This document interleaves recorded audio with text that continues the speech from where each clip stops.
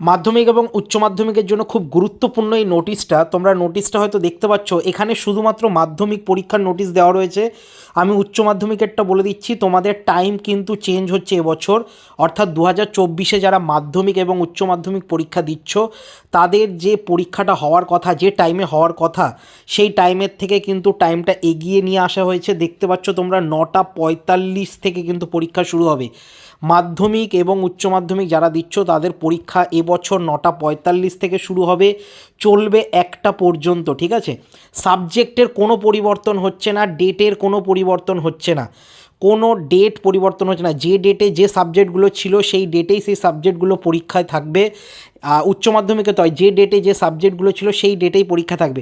শুধুমাত্র টাইমটা চেঞ্জ হয়েছে, শুধুমাত্র টাইম, যেটা 12টায় হওয়ার কথা ছিল, মানে মাধ্যমিকের যে 11:45-এ হওয়ার কথা ছিল, সেটা 9টা